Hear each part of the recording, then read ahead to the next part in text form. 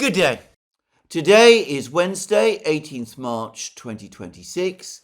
And before I proceed with this program, let me remind you again to tick the like button and to check your subscription to this channel. If once you've watched this program, or whichever part of this program you want to watch, you decide that you like what you've heard and you wish to indicate that fact. Now, over the last 24 hours, we've had confirmation from the Iranian authorities that Ali Larijani, Khamenei's national security advisor, the person who was put in overall charge of Iran's security and defense apparatus by the previous supreme leader, Ayatollah Khamenei, after the protests in January, that Ali Larijani was indeed killed, as the Israelis claimed, in an airstrike over the previous night. And incidentally, and for the record, the Israelis this morning are making more claims that they have also managed to kill a senior official, perhaps the head of Iran's intelligence service. Though, since Iran has various intelligence agencies, I'm not sure exactly what role this person has. Now, when the Israelis make these claims, I've tended to see they have been, well, almost invariably correct ever since the present Israeli process of killing senior officials of Iran, Hezbollah, Hamas, all of the other organizations and entities and indeed states that Israel has been in conflict with. And, well, so it proved in the case of Larijani. I've made this point before, and I think that, as I said, when the Israelis make claims of this kind, they should be taken seriously. They are clearly on the hunt for these people. They clearly have means of observing what happens inside Iran. Prior to the attack on Khamenei's residence on the 28th of February, Iran apparently hacked all of the traffic control CCTV cameras around the residence, which enabled the Israelis to keep careful observation of who was coming and who was going. They undoubtedly have had, in the past, informants within the highest levels of Iran's defense and security apparatus. I've discussed in several recent programs the perhaps pivotal role of the former head of the Quds Corps, General Khani, in probably providing Israel and indeed the United States with information. And, well, it's now clear that despite the arrest and probable death of General Khani, either by execution or suicide, that the Israelis still have information sources within Iran, be these electronic or human. It's impossible for me to say. But the point that I made at great length in my program yesterday remains, or so it seems to me, valid. The Israelis can kill senior Iranian officials like Larijani, like whichever head of Iranian intelligence they managed to kill over the last few hours. But how is that ultimately changing the picture? In 2024, they managed to kill a large number of the leaders of Hezbollah in Lebanon. They killed its long-standing and charismatic leader, Hassan Nasrallah. But Hezbollah is still there, and the Israelis have apparently been taken by surprise by its ability to resist the latest Israeli attacks and to conduct strikes of its own against Israel. And As I understand it, similar things have been attempted with the various Iraqi militias, Shia militias in Iraq, and no doubt with the Houthis in Yemen as well. But all of these parties remain standing. They continue to fight Israel. Even Hamas in Gaza remains in existence. It continues to be an armed force. It has not lost cohesion or political direction, notwithstanding Israel's success in killing off many or even most of its best-known leaders. So Israel persists with its decapitation strategy, but it is not changing the strategic calculus of this war. It's perhaps a difficult thing for the Israelis themselves to understand, given how much time they have invested in this decapitation strategy. And by the way, when I talk about it in that kind of way, let me make it very clear that I don't agree with it at all. On the contrary, I strongly disapprove of it. I discussed in my program yesterday how civilians, including children, get caught up in it. And that seems to me, well, that is totally wrong to me. But anyway, I can understand at a political and intelligence level, given the ruthless calculus that the Israelis have brought to their conflicts in the Middle East, why they are not prepared to give up with this decapitation strategy.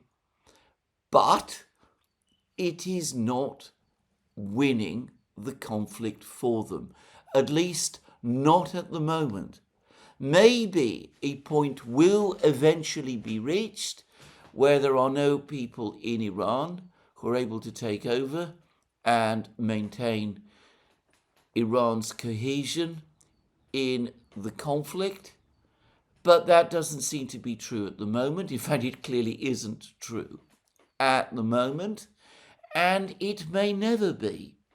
And, well, the killing of Larijani perhaps brings us to a further point, because I've read a number of comments now by former Western officials, including one who wrote, I think it wasn't exactly an official, he was a journalist, who wrote for the Daily Telegraph, of all places, in which this person actually said that from his own contacts with Larijani, he had formed the view that this was exactly the sort of person with whom a long-term deal might be made.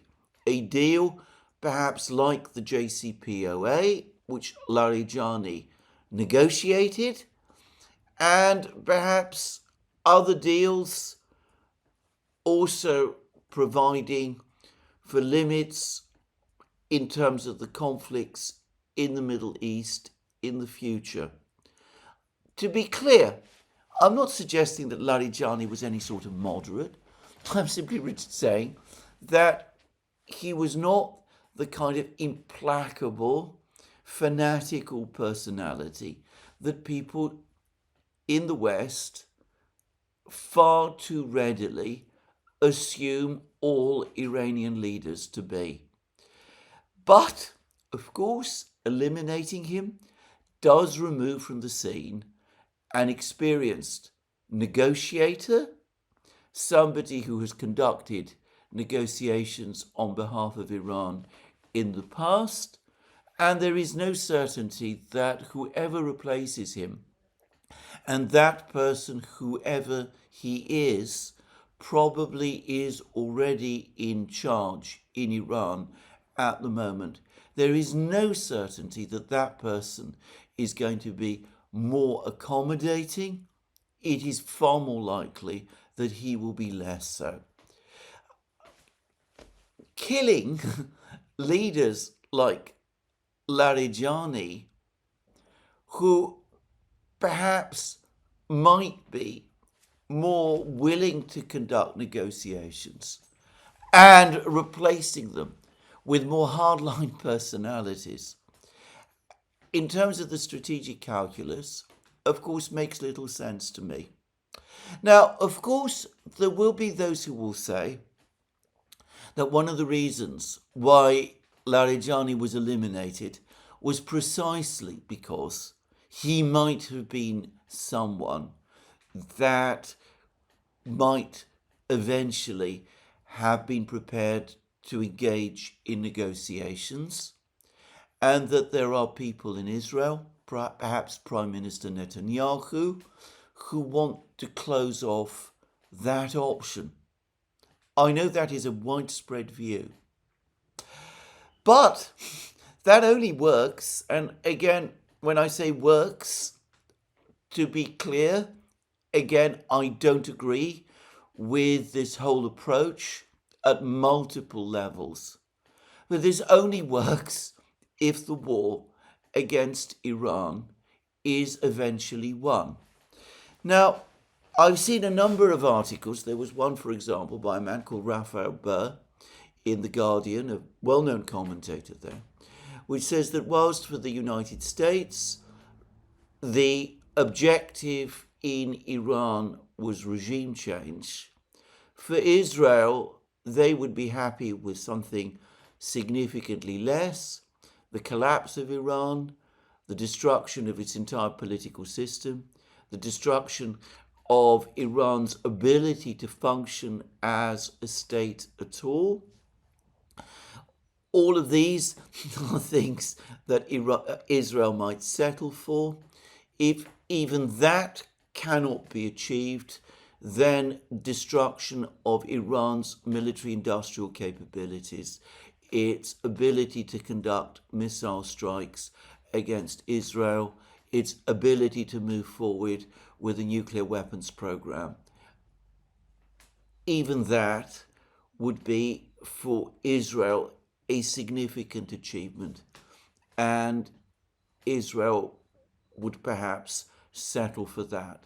Better that than some kind of negotiated resolution to the conflict.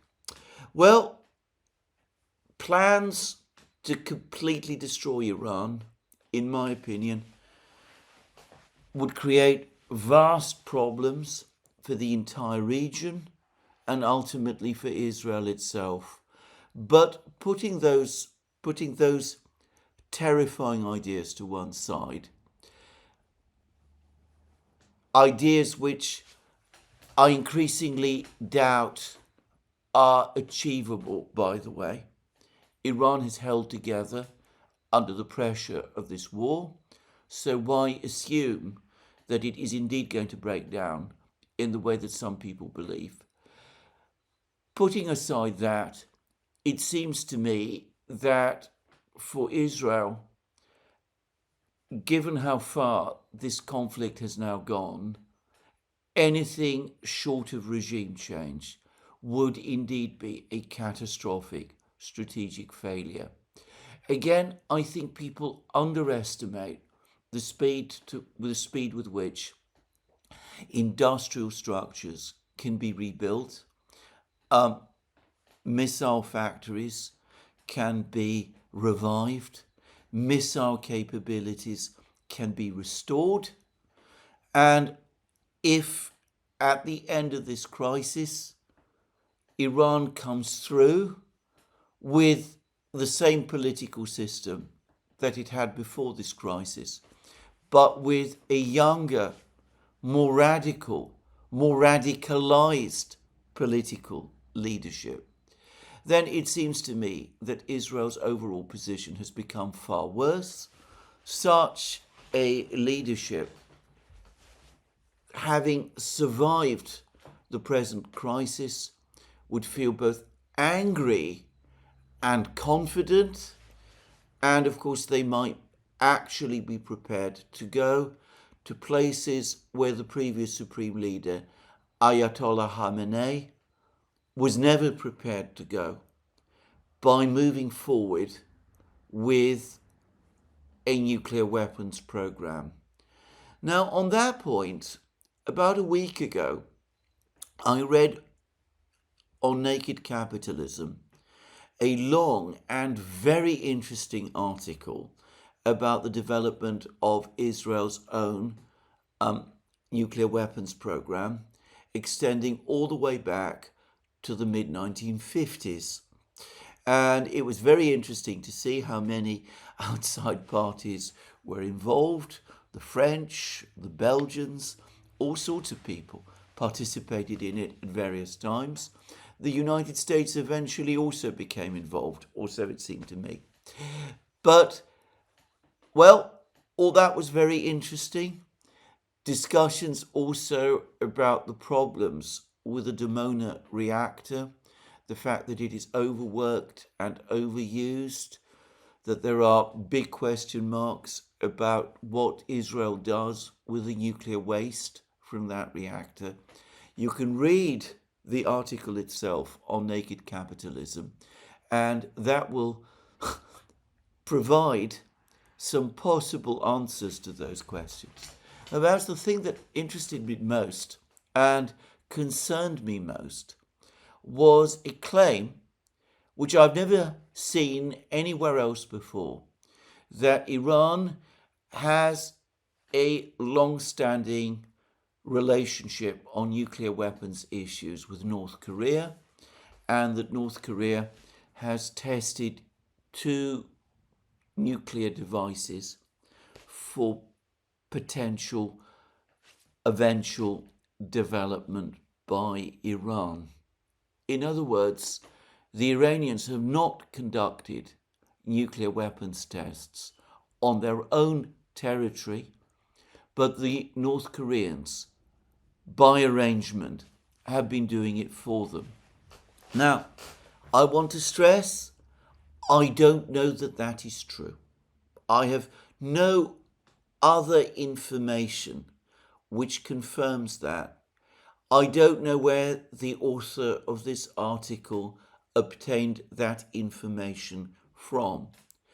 But that North Korea and Iran have a long-standing and very friendly relationship with each other that goes back decades is a matter of full public record. And North Korea, of course, has withdrew long ago from the Nuclear Non-Proliferation Treaty. It has a significant nuclear weapons arsenal, some parts of it now very advanced. It would be perfectly within the realm of the possible that North Korea could assist a future hardline Iranian government with a nuclear weapons program, which might in that case progress quickly, far more quickly than perhaps I might have expected if it had been done by Iran by itself. Which brings us back to this question. Surely the better solution to Israel's long-term security problems, insofar as they relate to Iran, would be some kind of agreement, not that different maybe from the JCPOA, a JCPOA 2 that addressed some of the issues in that agreement, for example, an agreement that would have built on Khamenei's fatwa prohibiting Iran from developing nuclear weapons, as against this conflict that we are seeing now, in which Israel continues its decapitation program of the Iranian leadership, but finds that that leadership, like the mythological creature, the Hydra, simply grows more heads whenever one of those heads is lopped off. Well, anyway, that's all I'm going to say about this. In every other respect, in every other regard, the situation continues exactly as before. Iran continues to conduct drone and missile strikes across the Middle East. It continues to conduct missile strikes against Israel itself. There is very little information about the damage that these strikes do, though thankfully, so far it seems that there have been few human casualties. There, of course, continue to be missile and other strikes against Iran itself by Israel and the United States. Appallingly, these have caused significant human casualties, civilian casualties, starting with that attack on the school that we saw on the very first day of the conflict. And in the meantime, the Straits of Hormuz remains closed. Energy prices continue to rise. There is growing information about a general energy shortage. The Gulf states are finding themselves in an ever deepening crisis and are becoming increasingly restless and visibly unhappy. They are increasingly asking whether their alliance with the United States was a trap rather than a protection. Many of them are now seriously worried about their long-term future, or perhaps I should be more exact and I should say that the royal families and political establishments of these countries are now increasingly worried about their long-term future. Saudi Arabia seems in a better position because it is still able to export oil through the Red Sea, though only in limited quantities compared to what it used to export via the Strait of Hormuz. And for the record, I believe that most of that oil is going to China, and that is another reason why China at the moment is relaxed or relatively relaxed about this conflict. And I think it is a further reason also why the Houthis in Yemen are not interfering with its export trade, because they have been told by the Chinese and by the Iranians not to interfere with these oil exports from Saudi Arabia through the Red Sea, because they're going to China, which is, of course, Iran's ultimately most important financial backer and BRICS partner. And, well, again, we get a sense of the extraordinary weakness in some respects of America's hand in this conflict, because none other than the US Treasury Secretary Scott Bessent has now come out and publicly said that the United States is not interfering with Iran's energy exports because it does not want to create further disturbance in the international oil markets. A bigger confession of weakness in this conflict, at least in the economic aspects of this conflict, it would be difficult to come up with. It seems that it was also Scott Bessent and the US Treasury that vetoed the president's plan for the United States government to provide insurance to the ship owners whose tankers and ships are bottled up in the Persian Gulf and are unwilling to risk the Strait of Hormuz, if only because the commercial insurers in London have pulled the insurance cover. Scott Bessent, I suspect, understands that such a plan would indeed require authorization by Congress, that it would prove controversial and probably as unworkable as well.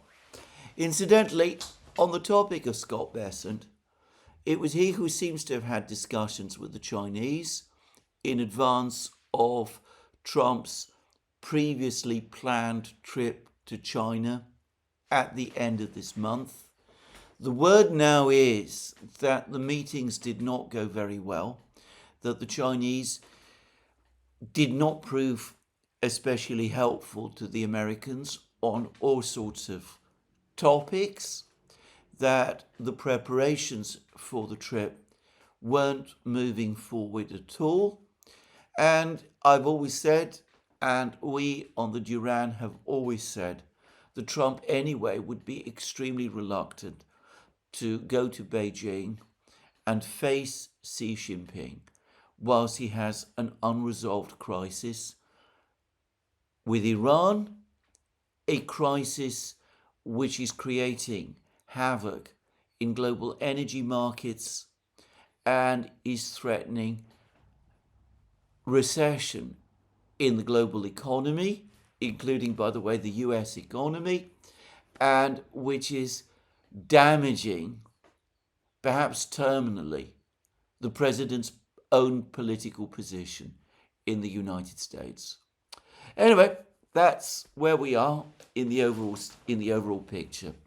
I've noticed that over the last few days, the claims in the United States that the Russians are providing significant assistance to Iran in terms of intelligence, in terms of assistance for Iran to conduct its missile and drone strikes, that this information is increasingly becoming uncontested. And I should say that I've also noticed that there is no sustained denial of any of this, either in Moscow or Tehran. As I said, the Russians provided, or rather the Russian embassy in London provided a somewhat less than convincing, at least to me, denial of Russian involvement, perhaps not in the strike itself, but in the general assistance that Russia has provided to Iran that might have made possible the strike, the Iranian strike on the base in Iraqi Kurdistan near Erbil, where British troops were located. I understand that there have been, Macron has already also complained about strikes by Iran on bases where French military personnel were located, and one French soldier up to now has publicly been reported to have been killed. I saw reports yesterday that another base in the Middle East, where German military personnel are said to be stationed, was also attacked by Iranian drones. And this morning I saw reports, or at least I saw headlines about reports of further Iranian attacks on other bases in the Middle East where British personnel were located. I said previously, in a program I made some time ago, that the Russians back in 2024 gave warnings that if there were missile strikes by the Western powers via Ukraine on Russian territory, the Russians would take counteraction. I mentioned that the Russians had called in the British and French ambassadors at that time, back in 2024, and warned them that the Russians, perhaps through proxies, would reserve to themselves the right, if such missile strikes using British or French or indeed American missiles were carried out against Russia, that the Russians would reserve to themselves the right to do the same thing against military bases with British, French, and other Western personnel all around the world. I said recently that I don't see why what we're seeing in the Middle East should not be seen as consistent with those Russian warnings made 2 years ago. And frankly, I believe that they are consistent with those Russian warnings. And indeed, the Russians are providing a certain amount of assistance to Iran, assistance which they can continue to do, and which, by the way, since we're talking about intelligence and training and help perhaps with drone technology and perhaps missile technology and a certain amount of economic aid, that the Russians can continue to provide to Iran indefinitely without this causing any very great significant stress on Russian resources. The same, by the way, is not true of the United States. Brian Beletic at the new Atlas has done another exceptional program over the last 24 hours, in which he has discussed at very considerable length the significant reduction of US missile arsenals, of Patriot missile arsenals perhaps especially, but also of the various precision-guided missiles that the United States also produces, the JASSMs and those sort of things. And the depletion of the arsenals of these weapons is, for the Pentagon, a serious problem, because American production of these weapons is slow and protracted, and they cannot be replaced quickly, and they are exactly the same sort of weapons that the United States needs in the event that it finds itself in a conflict against China. And Brian Beletic made a further point. He mentioned a report by the CSIS. It said that in the conflict against Iran, there's no risk of the United States running out of weapons because inventories will never fall to zero because of continuing production. That is an absolutely meaningless statement, by the way. Nobody has ever suggested that the United States will run out of weapons altogether. I've never heard anybody suggest such a ridiculous thing. That is a classic straw man argument.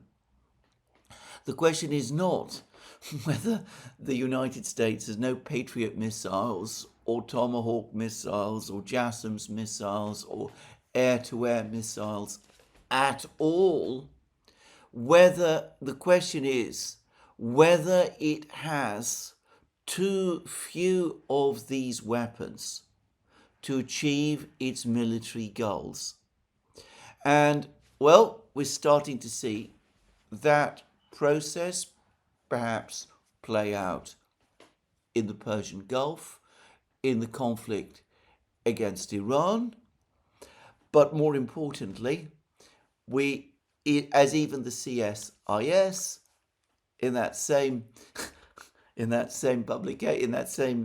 article admitted that the depletion of American arsenals of these weapons puts the United States in a potential disadvantage in any conflict with a third party. And of course, the third party at the back of everybody's mind is China, which of course continues to produce weapons of precisely this kind in staggering and continuous quantities. So the United States has that to worry about, as it has other things to worry about as well. It also has to think about its own production problems. Again, in that same video on the new Atlas, Brian Beletic pointed out that the United States, over the first 6 days of the conflict, launched 100 Lucas drones at Iran. Now, the United States has spoken a great deal about these Lucas drones. They appear to be a drone fairly similar, perhaps a copy, but perhaps more likely an American design and development, which bears a superficial resemblance to the Iranian Shahid drones and the American and the Russian Duran drones. But according to the CSIS, the United States was only able to launch 100 of these drones at Iran over the course of the first 6 days. 100. The Russians launch several hundred Duran drones against Ukraine every night. Iran has been launching hundreds, thousands of Shahid drones across the Middle East since the start of this conflict. The United States, its once mighty military industrial complex, is able to produce tens or hundreds of similar drones, where its adversaries, Iran and Russia, can produce them in the thousands. And if we're talking about China, they, of course, can produce drones of this kind in the tens of thousands. That is the nature of the military, the growing military imbalance at some levels of production that we are starting to see. Anyway, there it is. We have other problems too. The USS Ford, Gerald Ford, America's biggest, most advanced, most powerful aircraft carrier, appears to be having a whole set of problems. When it was redeployed to the Middle East theater from the Caribbean, where it was deployed to put pressure on Venezuela, when it arrived in the Eastern Mediterranean, there were reports that the sewage facilities on the carrier had broken down, that the toilets in the carrier were poorly designed, which seems to me astonishing. I would have thought that by now, after, the United States has been building supercarriers since the mid-1950s, I would have thought that by now they would be able to work out the efficient way to produce, to make latrines in a supercarrier, especially as, in some respects, the design of supercarriers has not changed fundamentally since the mid-1950s. This is a long and complex topic that I'm not going to discuss in this program. But anyway, we're told that these latrines were not particularly well designed. Anyway, there was problems with sewage. The carrier had to go to, I believe it was Crete, the American base in Crete. There had to be work done to get this problem sorted out. The carrier then redeployed to the Red Sea. There were expectations that it would then progress to the Arabian Sea to join the USS Abraham Lincoln. But instead, there appears to have been some other major breakdown. This was this time in the laundry system. This apparently caused a major fire. The fire took allegedly 30 days to bring under control, which I find extraordinary, just saying. And, well, apparently it has been brought under control now, and there's been no damage done to the carrier altogether. And nonetheless, some people, some of the crew were injured as a result of the fire, and the carrier has had to leave the Red Sea and limp back through the Suez Canal to Crete, where it is again going through some kind of process of repair. I have to say that I find this all, well, a little extraordinary, and there is, I suspect, less being told about these incidents than perhaps the full truth is. The carrier has been on continuous station for 10 months. The crew must be very tired and very jaded. Of course, most of them will be young men, and they have obviously a lot more energy than some of us older people do. But after 10 months, especially 10 months of operations, first in the Asia Pacific, then in the Caribbean, now in the Red Sea, one can imagine that people are tired and that mistakes get made.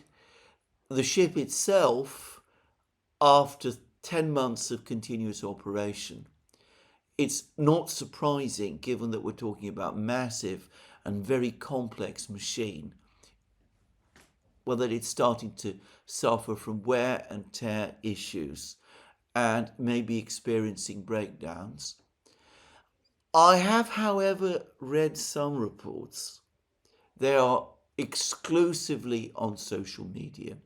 There is no corroboration for them, that some of these incidents reflect poor morale on the part of the crew, and that there might be some, shall we say, intentional involvement on the part of parts of the crew who feel that they have been asked to remain on station for far too long without receiving relief.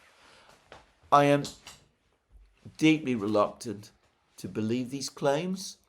I would assume that highly trained, youngish or young men, probably highly motivated young men, would be unlikely to do these things. But if I was to say that I've never seen things like that happen in my time, I would not be telling the truth. For all I know, perhaps they are, but then again, maybe not. I'm not saying one way or the other. But anyway, there are problems. There are problems on the American side. There are problems on the Israeli side as well, that the Israelis themselves are apparently telling the Americans that they too are running out of air defense interceptors. So, how long can this continue for? Well, Brian Beletic did say that he has seen pictures of US bombers carrying gravity bombs. These are, well, the American equivalent of the Russian Fab bombs, only whereas the Russian Fab bombs can travel distances of hundreds of kilometers, it seems that the American equivalent bombs can only so far travel for about 25 kilometers. So perhaps that does mean that in some parts of Iran at least, air defense has indeed been degraded, and the Americans are able to conduct attacks on Iranian positions with gravity bombs.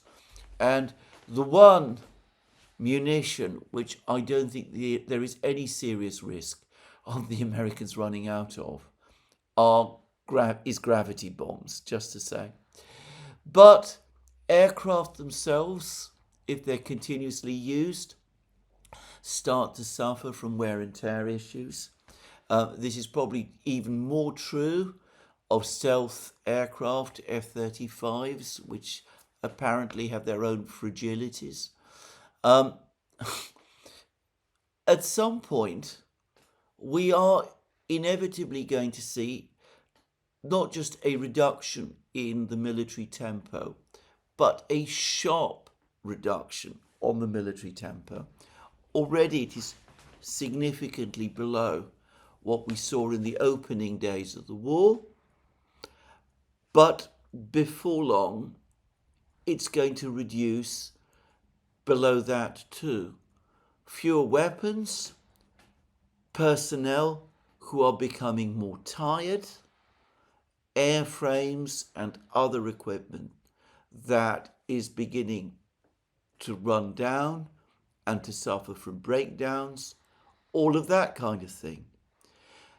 To repeat again, the United States, the military of the United States, is not configured for a long war. It has not been configured for a long war for a very long time. The rebuilding of the military industrial base in that direction has absolutely not taken place. On the contrary, over the course of the Ukraine conflict, I get the sense that the situation, if anything, has got worse, not better. And, well, the Americans clearly have those problems. No doubt the Iranians also have problems of their own. I don't know how many missiles the Iranians have. Obviously, their inventories are also becoming, over time, depleted. Whether the Iranians are able to keep manufacturing missiles during the war itself is an open question. But they can surely continue to manufacture drones. And, of course, behind them is the industrial giant, which is Russia, and the industrial colossus, which is China. And if they ever become involved, well, then all bets are off. At that point, what is already a critical situation in military terms is going to veer into outright crisis. Now, on this question of China becoming involved, I read this extremely disturbing article in The Guardian by Dr. Jack Watling, who is a senior research fellow at Britain's Royal United Services Institute. The Royal United Services Institute is the most prestigious military think tank in Britain and perhaps the oldest military think tank in the world, at least of the ones that I know. And Dr. Watling is somebody I've discussed many times in connection with Ukraine war related matters. And there is no doubt at all that Dr. Watling is extremely well informed and well connected to people within the military system in the United States. All senior people within the British military complex are close to the military complex of the United States. These people all meet with each other all the time. They discuss ideas with each other. The Anglo-Americans have worked extremely closely together since the Second World War. And what a British member of this essentially single community tells us is probably true of all of it. So this is what Dr. Watling said in this article in The Guardian. Within the US strategic community, there is a fear that if China attempts to seize Taiwan in 2027, the world could find itself in global simultaneous protracted conflict. Here we need to change the actual words, because when Dr. Watling talks about the world finding itself in global simultaneous protracted conflict, as becomes clear from the rest of the article, what he actually means is that the United States could find itself in global simultaneous protracted conflict. And then he continues, to this end, the United States wishes to remove threats to its global operations beyond the Indo-Pacific, establishing coercive control over Venezuela, eliminating Iran's military capabilities, and neutralizing a hostile government in Cuba. Russia, by virtue of its nuclear deterrent, cannot be so reduced, and the United States has therefore been trying to build conditions so that the Kremlin would not intervene in any US-China confrontation. Failing that, the US is asking its European allies to take more responsibility for their own security. The US's military objectives against Iran are thus limited, as the chair of the Joint Chiefs, General Dan Kane, articulated, to the destruction of Iranian military industrial sites and strike capabilities.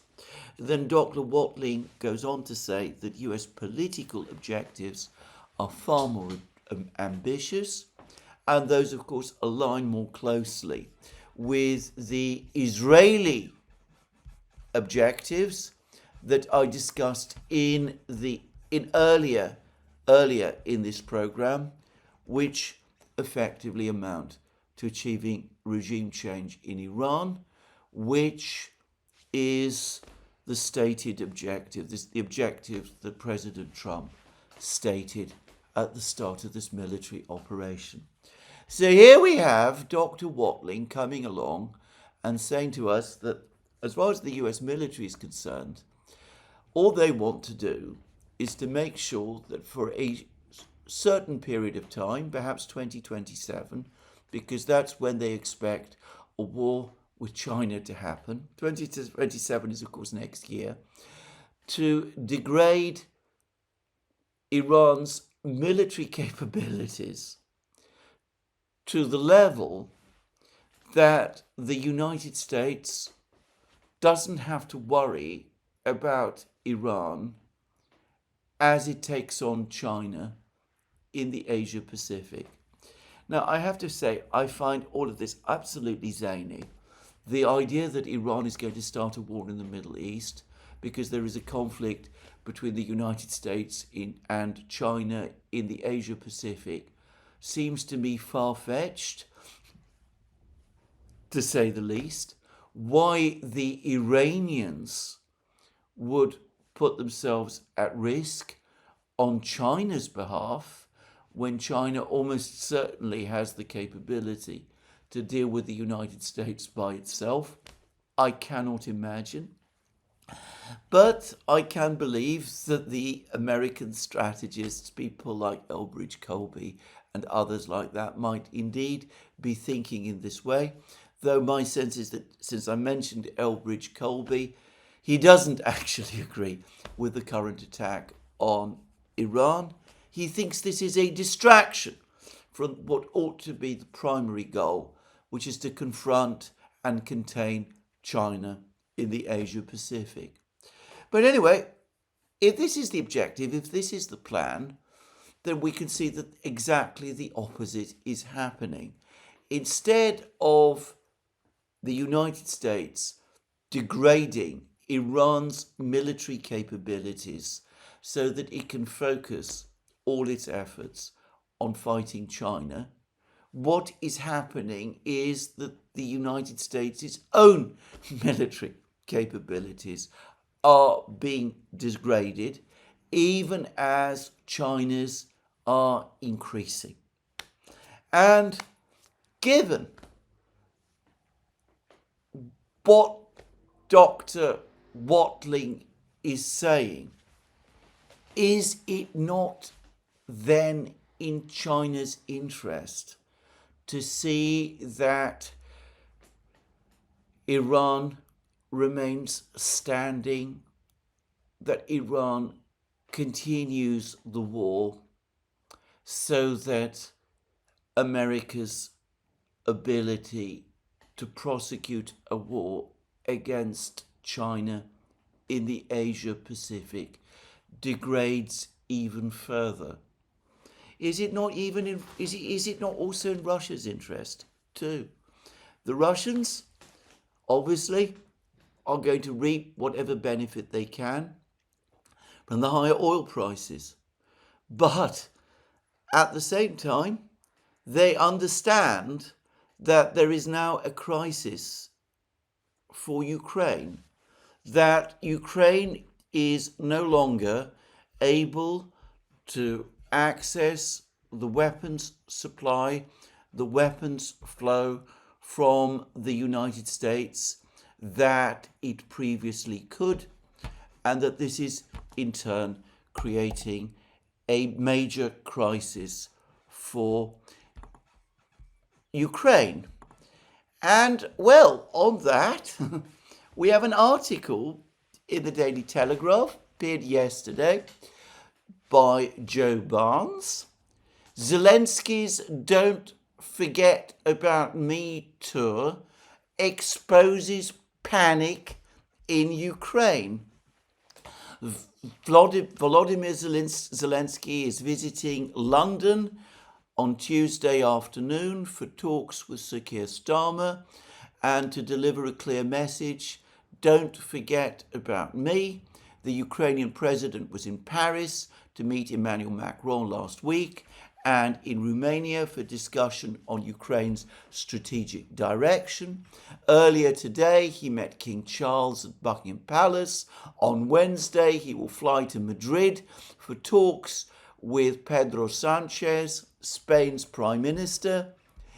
And we're told that all of this is happening because of the fact that Ukraine sees Russia, its finances boosted by the rise in oil prices, and Ukraine's own position depleting because Ukraine isn't receiving the weapons that it did. The jeopardy is real for Ukraine. Stocks of American air defense missiles are being exhausted as they're used to defend against retaliation across the Middle East. Nobody in London, Brussels, or any other European capital is saying Ukraine is no longer important. But Western diplomats and officials are struggling to free up enough bandwidth to deal with two simultaneous major crises. And notice the word panic in the title. That word panic is one I have used at various times over the course of the conflict in Ukraine. I've no doubt that there is a major panic in Europe at the present time. There are all sorts of symptoms of it in relation to Project Ukraine at the moment. But note that this time, that word panic is not coming from me, it is coming from the Daily Telegraph, the very newspaper that has been the most enthusiastic supporter in Britain of Ukraine and which has relentlessly demanded support for Ukraine in every possible way that this support can be provided. So, given that this is so, given that the conflict in Iran is depleting American arsenals, is creating this problem of bandwidth in Europe over the fact that they have to deal with two simultaneous crises. The one in Ukraine and the one in the Middle East. The fact that the oil prices are currently elevated, and that is helping Russia's finances and taking some of the pressure off the Russians. Might it not be the case that the Russians also, just like the Chinese, have an interest in keeping Iran standing, keeping the war there going? It's not, after all, as if the Iranians themselves show any interest in ending it now. Apparently, the new supreme leader, Muqtada Khamenei, and Foreign Minister Arakchi have both said that Iran is not interested in an interim ceasefire. They continue, following the death of Larijani, to seek to keep the war going. Their objective is to achieve fulfillment of all of their demands. They can see the growing economic pressure on the United States, on the president, on the global economy. They, of course, are aware of the depletion of the American reserves. And of course, if they sense that they have the Russians and the Chinese behind them, well, perhaps they're not under that much pressure at the moment to stop. So there it is. This is where we are in this conflict. Again, it amazes me how nobody planned or prepared for this in advance, that nobody in Washington seems to have thought it fully through. They were already aware of the depletion of stockpiles issue from the way in which the conflict in Ukraine had gone. They were aware of the stranglehold that China has over rare earths and of its colossal industrial capacity.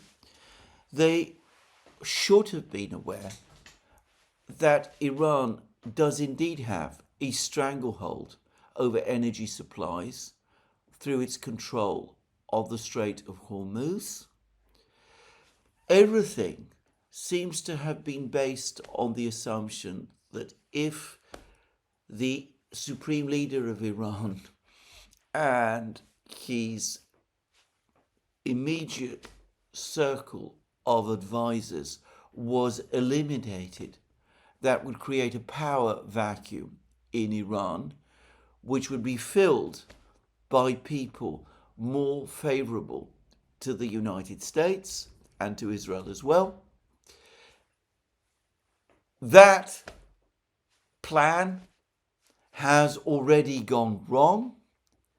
The decapitation strategy has obviously failed, but at least in Israel, for the moment, what they are doing is repeating the same thing over and over and over again, killing Iranian leaders wherever they can find them. Larijani yesterday, who knows whom tomorrow, and expecting a different result. Well, many people have said that this is a sign of insanity. I wouldn't go anywhere near that far. I don't get the sense that the people in Israel are mad or anything like that. It just seems to me that currently they have no realistic option but to do that irrational thing, the same thing, again and again and again, and hope that eventually it will produce a different result. Well, anyway, in the meantime, the conflict in Ukraine continues. And I spoke about European panic. There is the first one very clear sign of panic, and that is that the Europeans, for the first time, have exerted themselves on Hungary's and Slovakia's behalf in a conflict that Hungary and Slovakia have been engaged in with President Zelensky of Ukraine. According to the Financial Times, European leaders have told Zelensky that enough is enough. He must finally allow the Europeans rights of inspection over the Druzhba pipeline. The Europeans need to see for themselves whether the pipeline is indeed damaged in the way that Zelensky says, and what repairs are needed so that oil through that pipeline can again flow to Hungary and Slovakia, in effect to Europe, because as the Europeans know, without that pipeline being reactivated, the 90 billion euro loan that they all agreed to give to Zelensky in December cannot go forward, because the Hungarians and the Slovakians are vetoing it, and European governments are not keen with increased direct funding of Ukraine, because that would mean going to national parliaments, which is something that no European government wants to do. So we could see the mood of crisis. We can see the mood of crisis and of panic with Bart de Wever's comments, the Belgian Prime Minister's comments about the need to reopen negotiations with with Russia about Ukraine. We see that the Russians are in no hurry at all to begin negotiations of that kind. But in the meantime, the war itself continues. And here I should say that there has been another in a masterly discussion of the military situation provided by the person who I consider to be the most interesting and reliable mapper, who is Scott of Calibrated. And he has made the point, which I've made many times, that probably the most intense fighting over the last few weeks has been in the town of Konstantinovka in Ukraine, in Donbass to be precise. It is very strange that there is so little coverage of the situation in Konstantinovka.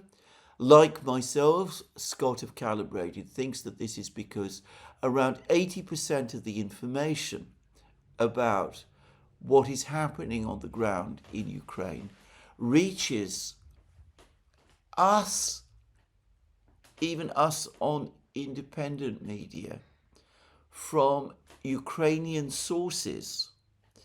And the Ukrainians do not want to talk about the situation in Konstantinovka because it has been going very badly for them.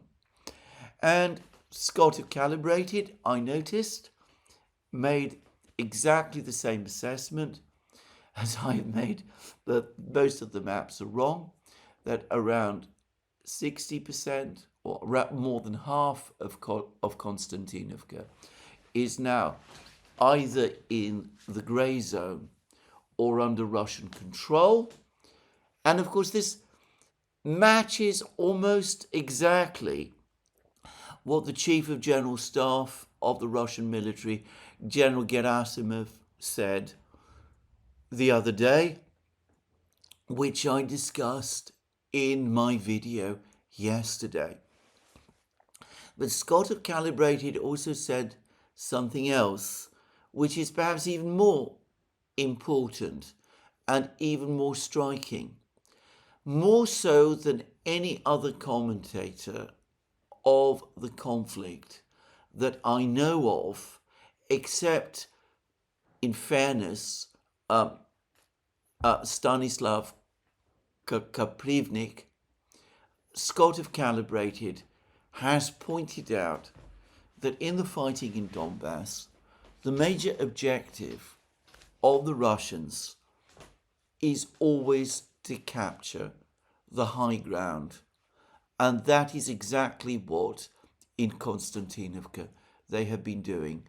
They've been capturing all of the elevations around Konstantinovka and within Konstantinovka itself, which in effect puts the Ukrainian troops in Konstantinovka into what Scott of Calibrated described as, in effect, a fire trap, a situation where the Russians are able to look down upon them and are able to track their every movement and to attack them with drones and to shell them and to inflict disastrous damage upon them whilst cutting off their supplies.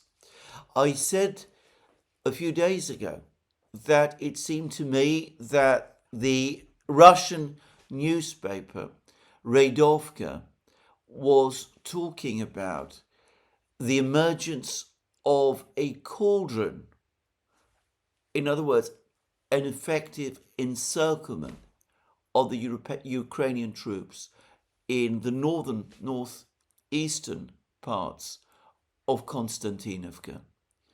And to be frank, my assessment of what Scott of Calibrated has said essentially aligns with that Radovka report. Now, lots of things are happening in other places. Scott of Calibrated has pointed out that despite whatever activity the Ukrainians have been engaged in northern Zaporozhye, about which he is every bit as skeptical as I am, the reality is that the Russians are advancing from the east westwards towards Orekhov. They are already within drone range, FPV drone range, of one of the major supply routes going to Orekhov from the north. The situation, in other words, for the Ukrainians in Orekhov is deteriorating. And Scott of Calibrated also made similar points about the state of the Ukrainian forces in the area of Slavyansk, in northern Donbass. There also, the Russians have been busy capturing the high ground around Slavyansk.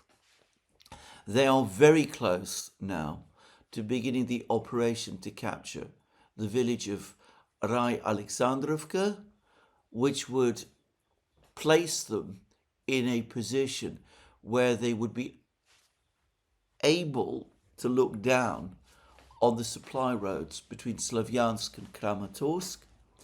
And, well, since Scott of Calibrated did his piece, an important village in precisely this area where the high ground around Slavyansk is located, a place called from memory Kalinivka, has also been captured by the Russians. So one could see what the Russians are doing. They're constructing their cauldron around Slavyansk and Kramatorsk, even as they continue to push westwards and northwards towards the city of Zaporozhye and towards the Dnieper as well. And of course, Zelensky, at some level, knows all about this. He also knows that Ukraine's ability to counter Russian missile and drone strikes is diminishing. The Patriot missiles probably were never anywhere near as effective as he pretended. But for what it's worth, they're becoming fewer and fewer. The air-to-air missiles are now also in short supply, making it much more difficult to deal with the Russian Duran drones. And of course, whatever illusions there might have been about suffocating the Russians economically are going away. Even if, very unlikely, but even if the war in the Middle East, in Iran, were to end tomorrow, and the Strait of Hormuz were to be reopened, it would still take several weeks before energy markets returned to their pre-war condition, if they ever did. And it would probably take years of time before the United States was able to replace the weapons it has already expended in its battle against Iran. And that, of course, leaves essentially nothing for Ukraine. So that situation where the flow of weapons to Ukraine from the West would stop, it seems to me that we are now basically there.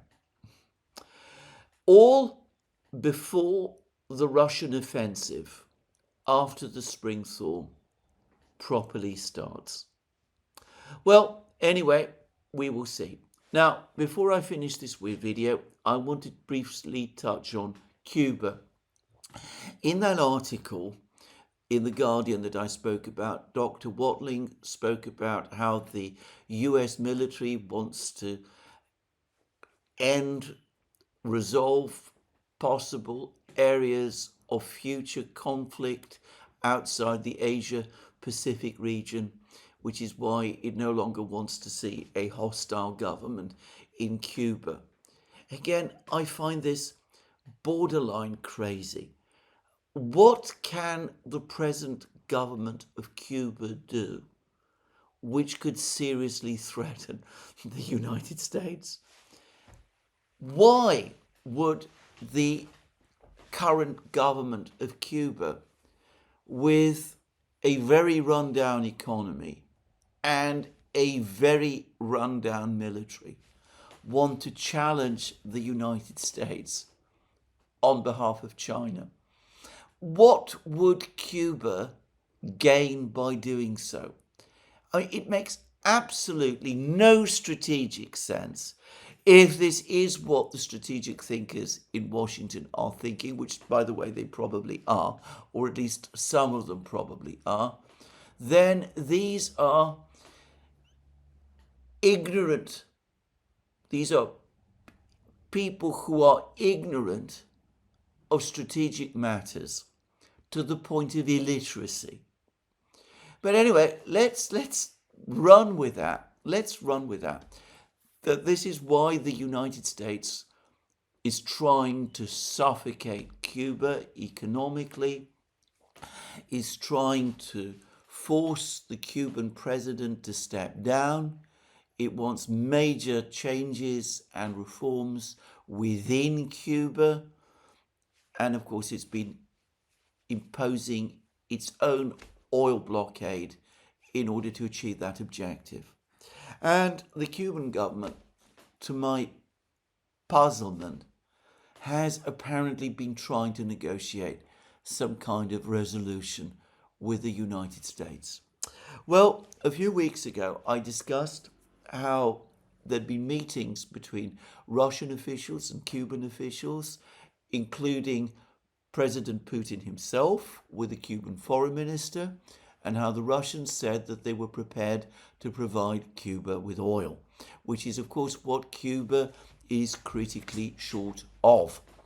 And I was expecting that a ship with oil, at least the first tanker with oil from Russia, would be steaming towards Cuba fairly soon. Nothing like that happened. Weeks have passed, and we heard nothing of this. And in the meantime, the oil crisis in Cuba got worse. And, well, I did wonder whether this was because the Russians were put off from sending oil to Cuba because they didn't want to tangle with the US. But I did wonder why that might be the case.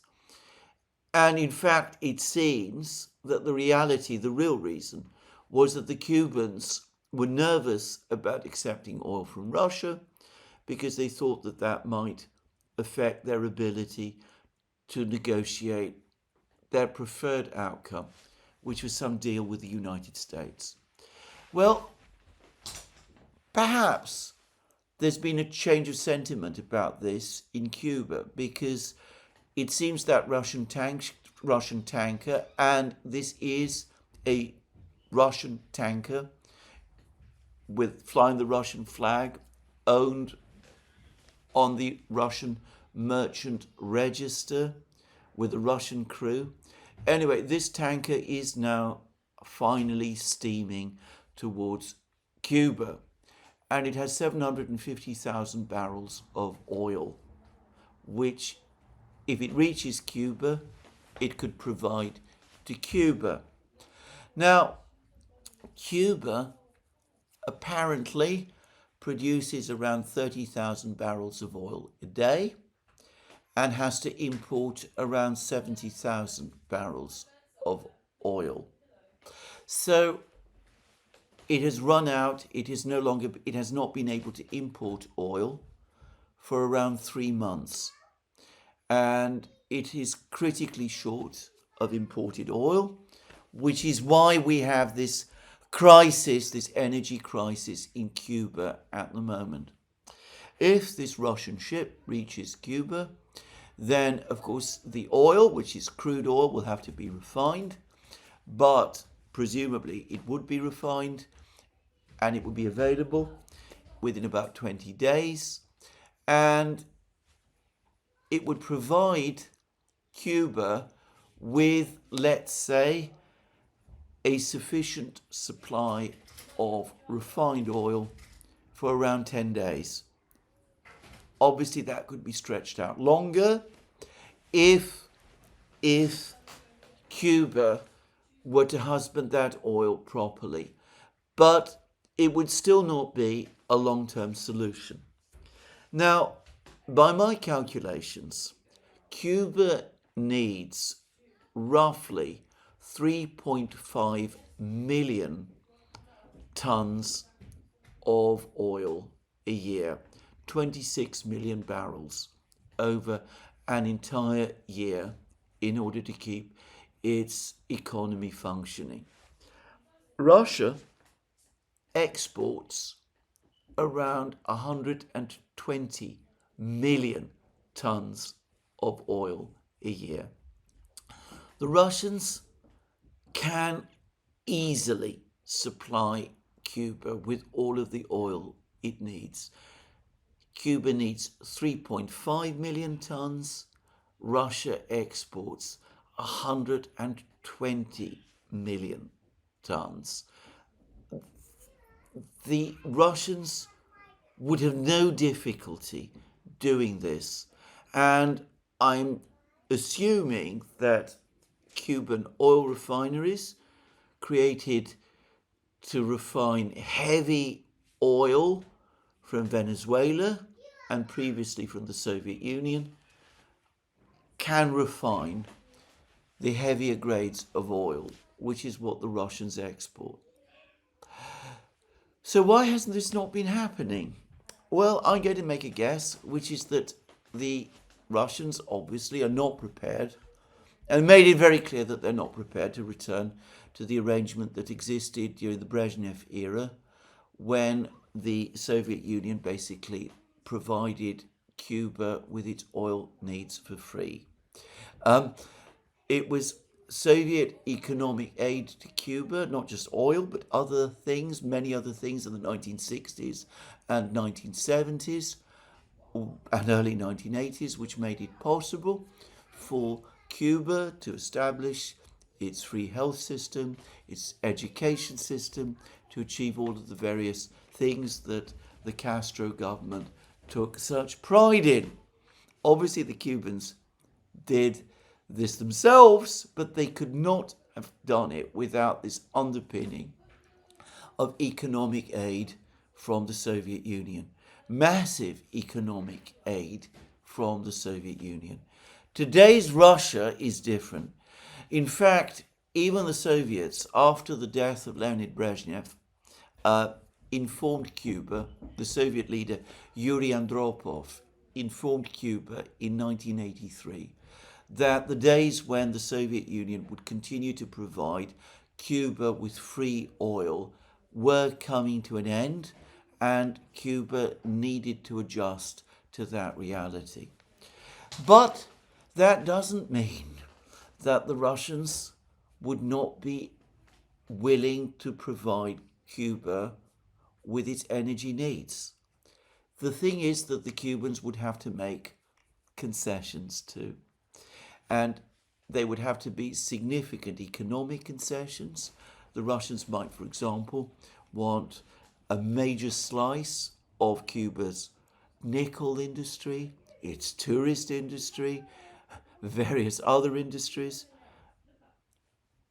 Cuba, if it became over-dependent or fully dependent on Russia for oil, would become, in effect, dependent economically on Russia.